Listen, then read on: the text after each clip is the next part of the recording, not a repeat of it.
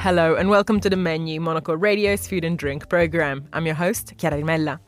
This week, we're very much in spring mode for an episode dedicated to a specific slice of the colour wheel. We're focusing on all things green. Coming up, we learn how to cook with dainty little petit pois. You can blitz them and use them in sauces. There's recipes in the book, like we have to do this pea and matcha cake, and lots of lime juice as well. So they can be used in baking, they can be used in, as I say, sauces, you can use them in stews. Also on the programme, we trace the growing popularity of matcha around the world. Plus, our in-house wine expert crowns her very green wine of the month. All that here on The Menu on Monocle Radio.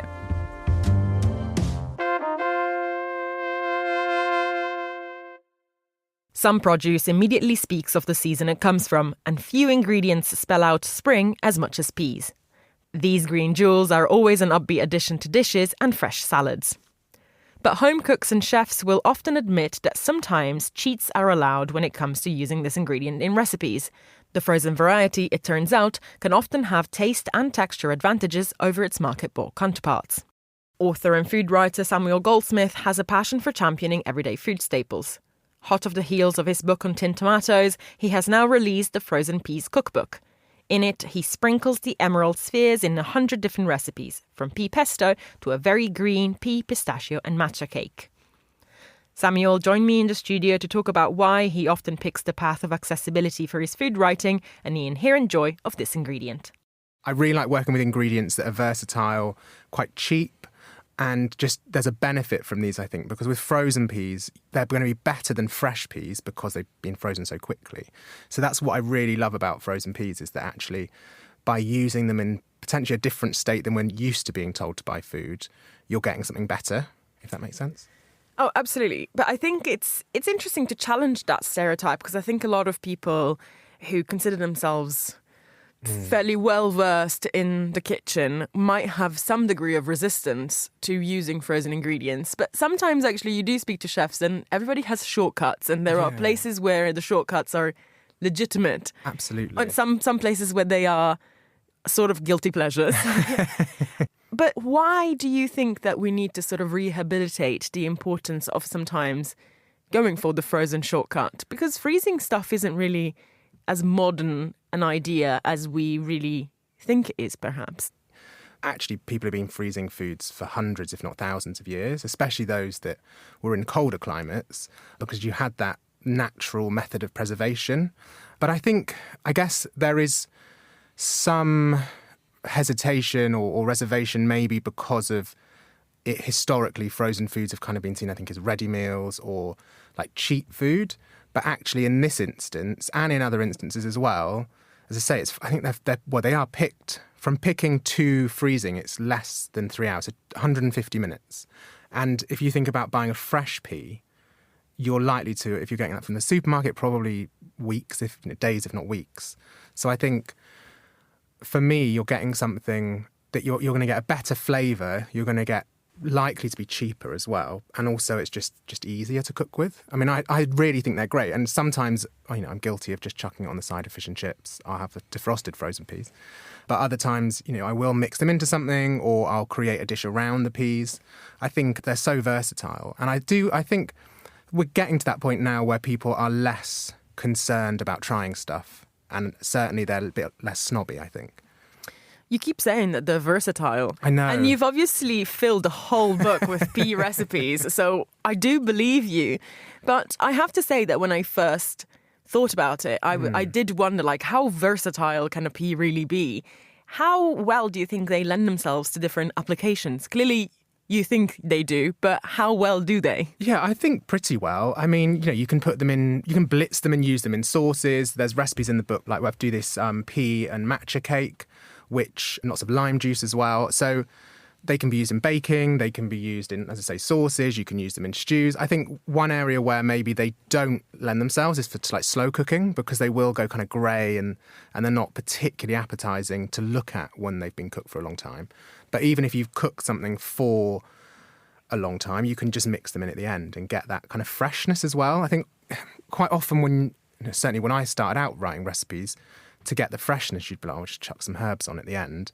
But actually with something like frozen peas, because they're blanched already, if you just stir them through at the end, just heat them through. Some peas do say you have to cook them for 2 minutes before, just I think mainly for bacterial reasons. Yeah, so you can add that freshness at the end, having cooked something super slow. So yeah, I do think, I mean, obviously I'm going to say they're versatile and you can use them for everything. Well, although you have hinted at it, but I was quite surprised by the final section, which is the sweet section. Yeah. Because I've never seen a pea cake before. And, I suppose when you think about it, lots of vegetables are used in baking. But is pea due a massive kind of, not renaissance, but at least an increase in popularity in baking worldwide? Is it the ingredient that we didn't know we needed in cakes? Yes, I think so. It's going to be the new carrot. Yeah, I was going to say, move over. Okay, so I think that it's interesting that, you've also said that you're particularly drawn to this idea of sort of convenience when creating recipes. Your previous book is a tin tomato cookbook. Yes. Why do you think you're particularly drawn to this type of recipe making? Because this is, by virtue of the thing on the label, a very approachable cookbook that really does speak to you as like, this is your weeknight type of meal. You can do this pretty quickly. Why are you drawn to this type of recipe writing?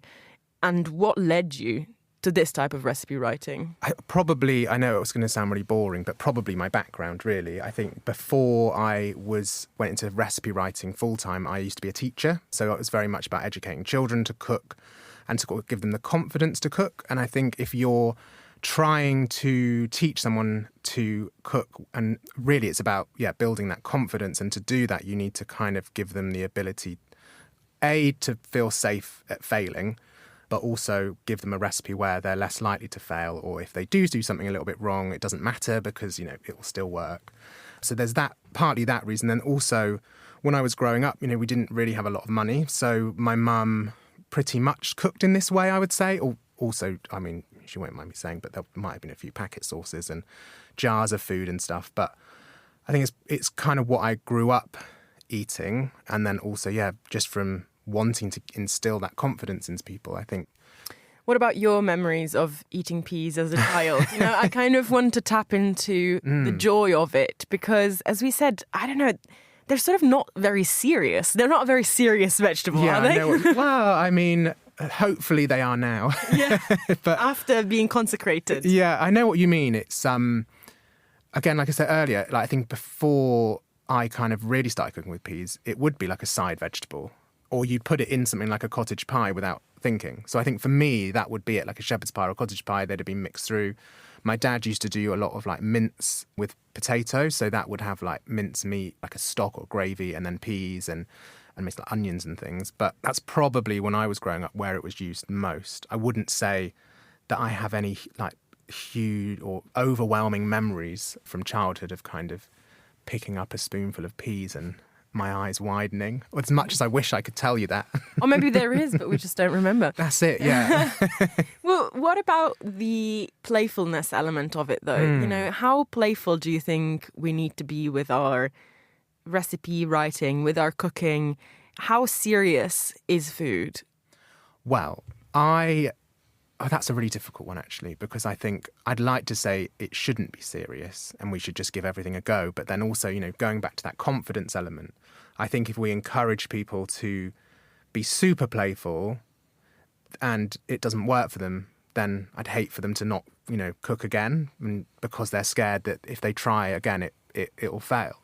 But I guess a lot of it's down to your temperament as a person and how you feel about failing. But I think I prefer more playful food in that I prefer food that is just kind of easy, simple, people aren't worrying about going over the top. But then I guess if you look at Michelin food, you could also argue that that's quite playful because they're coming up with lots of different new ways of doing something. But I guess that maybe that just shows there's different ways of being playful. You can be playful by kind of having a look in your fridge and just doing a fridge raid, as they say, or being playful and trying to come up with something that no one's ever done before. But if you're a cook that's not that confident, or you're just starting out on your sort of cookery journey, then I would say don't be afraid of being playful, but also don't also be afraid of sort of following a recipe by the book, because I think that's kind of how you learn in the first place, really.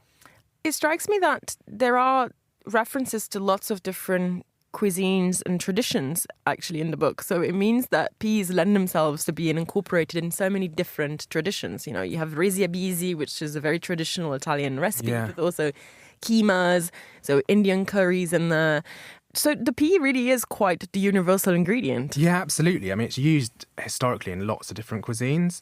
Obviously, my versions are very much my versions, and they're not necessarily traditional versions. And again, mainly because my way is to use kind of like store-cupboard ingredients and things. But yeah, I mean, like you said about the Italian cuisine, you've got risi busy, or I also use it in a carbonara, which is my friend Rosie's recipe. Careful there, though. Yeah, I know, but purists will... They'll come for me. Yeah, they will come. But it's not a traditional recipe. Yeah. The base dish is pretty traditional, and then I've just kind of mixed in the peas. Because I find when I have something like a carbonara, I sometimes feel a bit kind of guilty afterwards because it's so rich and luscious. So by putting the peas in, I'm like, well, I've treated myself to one of my 5 a day, so I'm being good. It's a classic workaround. Yeah. And can you talk to us about one of maybe the sweet recipes? Yeah, something sure. a bit unpredictable where you wouldn't think of using this ingredient and actually it makes all the difference. Yeah, so I'd say probably for me it would be like the pea, pistachio and matcha cake. So the pea definitely helps add some sweetness in there and also like a little bit of texture. And it also helps with the colour. With that one, I very much wanted to like combine lots of green ingredients like the pistachio, the matcha. I know matcha isn't cheap, but it really does help to add that like earthiness and also, again, like the green, like super green colour. And on top of that, I just put like a glaze with lime juice and matcha powder. And I kind of, again, that was kind of being a little bit playful. But my publisher, Celine, she has made it like 2 or 3 times already for like birthdays and things. So I think it's like one of those things that, yes, it does have some more celebratory ingredients in, but it's also for that purpose, not kind of like your everyday cake. But there's also one with coconut frosting as well, where the pea is in the sponge. And that, I just love coconut. And the pea, again, like it's not blitzed in so much that it's kind of like a completely green cake. But that rough chop kind of allows you to have like specks of green, which looks quite nice. And again, it adds like a sweetness. It doesn't overpower, like, it's not like a vegetable cake, if you know what I mean. It's not a bit like in the same way carrots do, I guess, in a carrot cake. It doesn't overpower the flavour, but it does add something to the texture and colour and the flavour. Samuel Goldsmith there. This is the menu. Much as it has been a classic in China, Japan and beyond for centuries, in recent years matcha has become a sensation around the globe. From lattes to cheesecakes and cookies, the green tea powder brings an unmistakable hue to sweets and a trademark satisfying bitterness to recipes. But beyond the pleasing aesthetic, is there more to this vibrant ingredient? Haru is a new matcha company based in London that aims to bring Japanese traditions to the UK. Having just returned from a visit to the matcha farms they source their product from, the owners of the business sat down with our contributor Twiggy Yeung. She joined their matcha workshop to find out more. The sound that is getting increasingly familiar in the West. And that is me, whisking matcha at a matcha tea tasting workshop. I'm at Haru, a new matcha company based in the UK.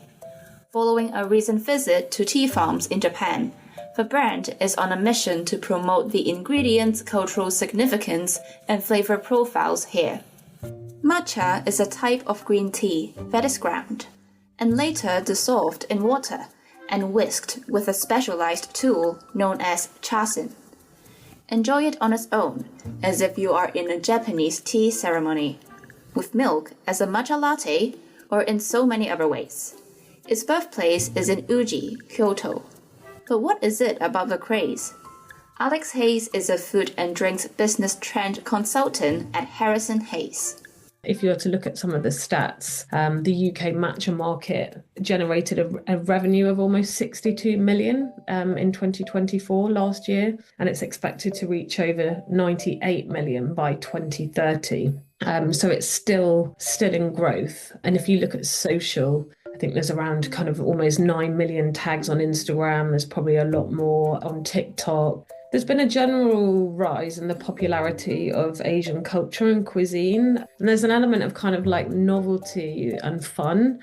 We're seeing that people are a bit more wary about caffeine content, and matcha provides a kind of gentler option to coffee. This vibrant green colour, if matcha was a different colour, would it have had the same success? I think probably not.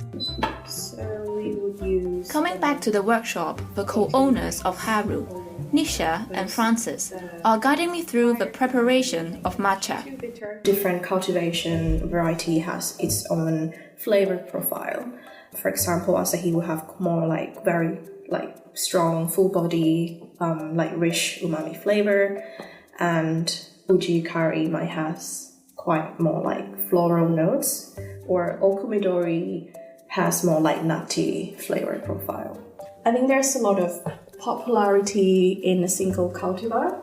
I think it doesn't really say like single cultivar is better than blend, because with the blend, like the tea master also require a lot of expertise with how much of which cultivar to blend and to create like more sophisticated flavor. What makes matcha different from any regular green tea is their shade-grown process.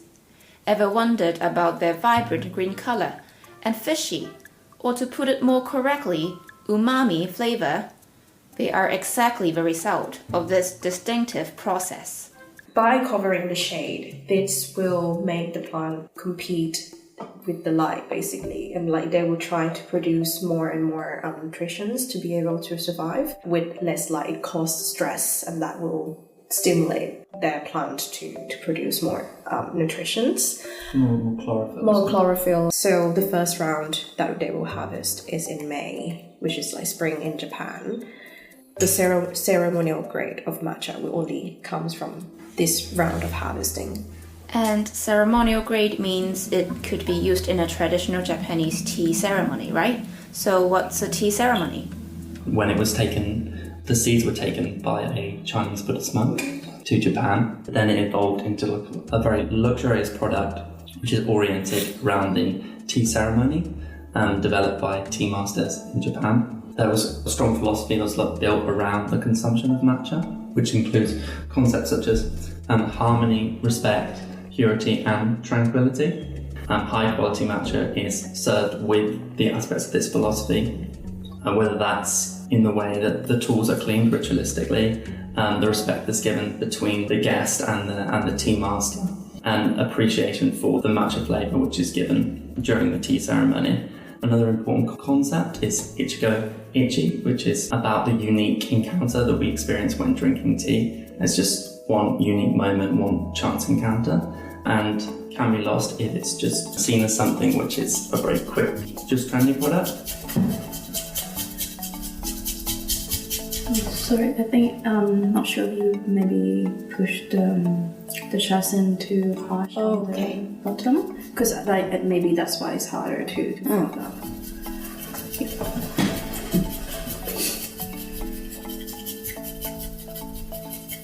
This is a better sound. Yeah.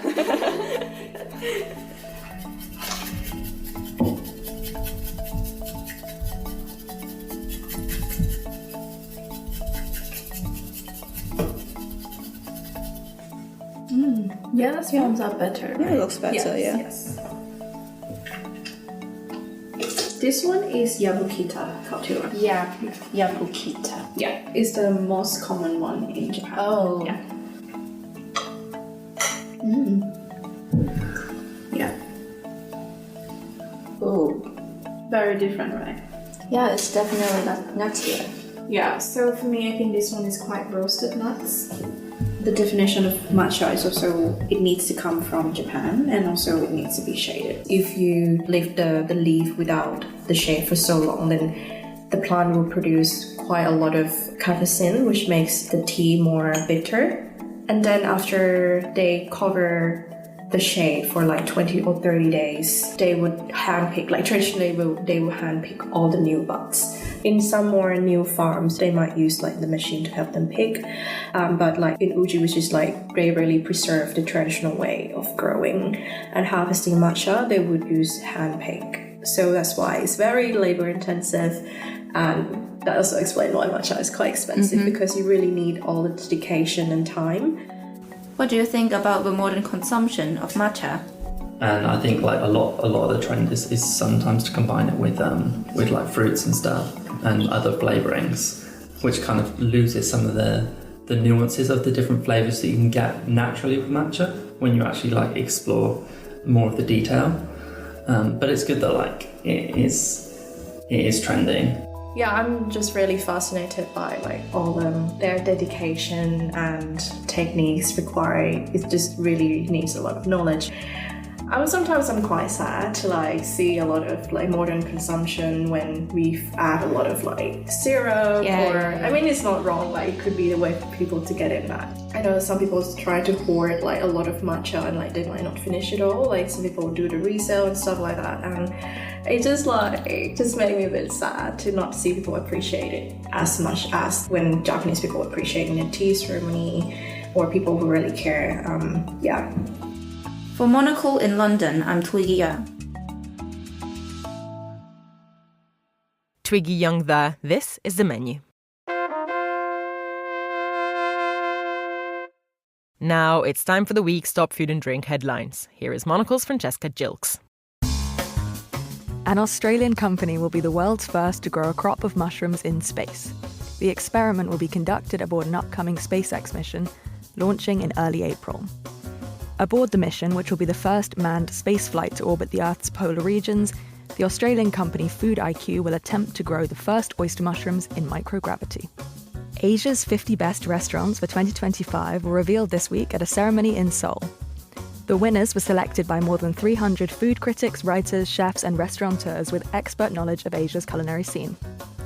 The top spot was awarded to Gagan by chef Anand Gagan, known for its Asian fusion fine dining experience.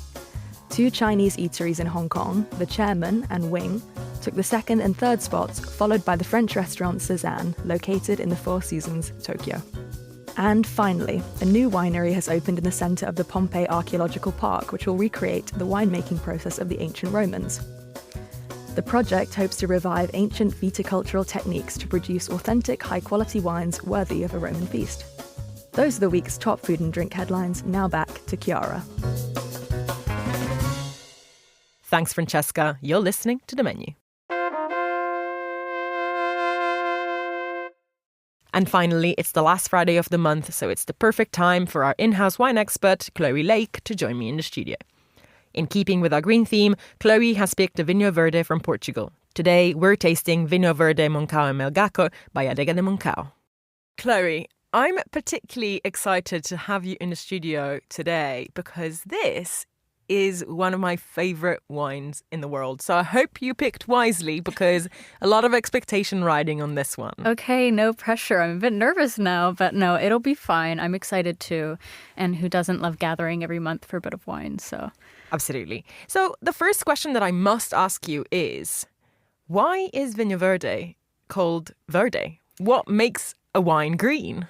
That is a really great question. And there are maybe kind of 2 things to talk about there.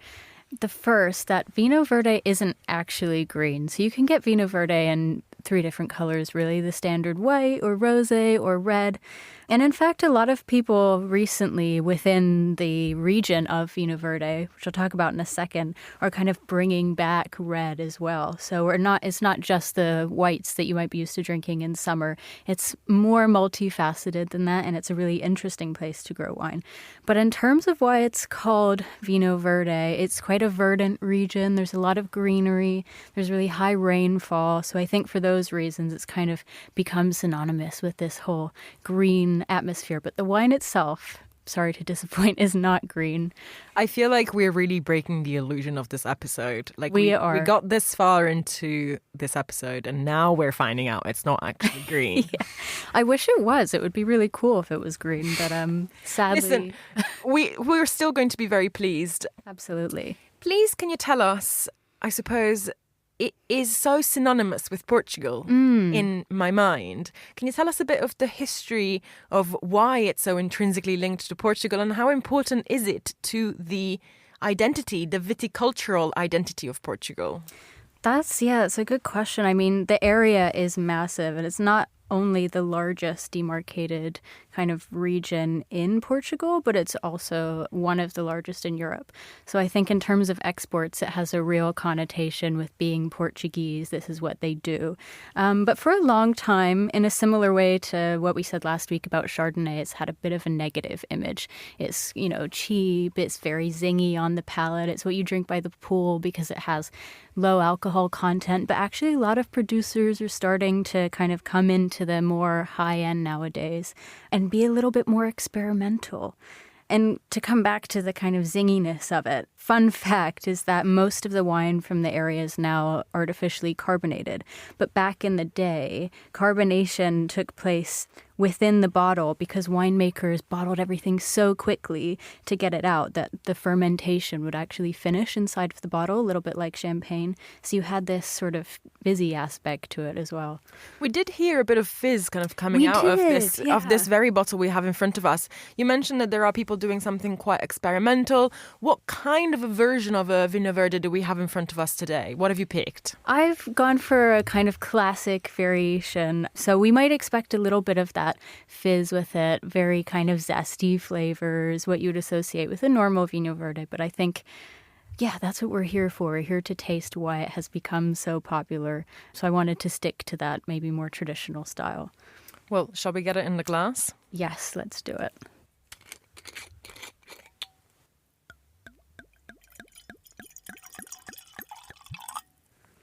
Okay, let's dive our noses in. Let's. Very nice. And I think a little bit less acidic, perhaps, than I expected. I feel like they tend to be quite sort of sour on the nose. Yeah, they do. I mean, I think I would still expect this to be a little bit acidic when we drink it, but on the nose, it's certainly a bit more floral. And the main grape in this is Alvarinho, so that's really associated with being aromatic. It's grown in northwestern Portugal and kind of where it borders with Spain and has these very floral notes, a lot of grapefruit as well. So I think what you're smelling is kind of that coming to the fore, which is great. Well, what about the specific vineyard? What can you tell us about these guys? So this actual vineyard was founded by 25 people in the 1950s. It produced its first wine in 1962, so it's been going a little while now. And today, there are nearly, I think, 2,000 people that work there, and they pick everything by hand. So It's like a massive co-op, a major, major effort, and they produce many different wines, but this is their classic Vinho Verde.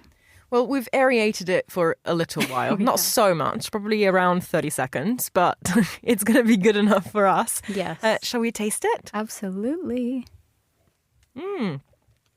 Really delicious. Kind of saline. Can I say it? I feel like it's quite savoury. No, you can. And I think actually that's a really interesting thing to pick up on because the area has such high rainfall and kind of these granite soils with a lot of rock. And what that does is it drains it and it makes, the vines really fight. And that's very characteristic, that salinity and that kind of minerality that you're tasting of those conditions. So I think that's a great thing to point out. So why do you think that Vinho Verde has enjoyed this sort of change in fortunes? I think for such a long time, it's been maybe a more accessible wine for a lot of people because it's so highly produced. And it is also a little bit cheaper, so it's an easier way into, I guess, the European wine industry. And that's popularization has really boomed in the last few years with the likes of Chin Chin. The founders of Noble Rock kind of created that, and now you can't really go to a wine bar without seeing that on the menu. So I think it's sort of part and parcel to do with the production of it, but also it's a little bit of a marketing thing as well with how it's coming into our collective consciousness in restaurants and things. It's maybe something that people are starting to see more and therefore drinking more. It's a bit of both, I think. I mean, I have to admit that there's a sense of both comfort and joy every time I see Vinho Verde on a menu because it is, as you say, like it's frequently one of the entry-level type of proposals, but also it just immediately reminds you of holidays, eating sardines by the beach in Porto. Yeah. You can't really beat it. So obviously, this sardine scenario is my ideal pairing. But if you had to suggest a pairing for this, a kind of a springtime pairing given the time of year, what would you recommend? I think sardines, anchovies, anything like that is also my ideal pairing. So I might be a little biased, but anything that's salty, maybe some nice olives or kind of little bar snacks would be great. Because as you say, this is a little bit of a salty wine, so you want to match that in intensity. Or even maybe a nice green salad with some rocket, bit of olive oil, bit of flaky salt over the top. Maybe some peas. Maybe some peas, something green. Yeah. Well, yeah, let's toast to that green spirit. Exactly. Perhaps not in looks, but definitely green in spirit. Definitely. To Vino Verde. Yeah. Cheers. Thanks, Glory. And that's all for this edition of The Menu. Remember that we are back with a new episode again on Friday at 2000 London time. That's at midday in San Francisco.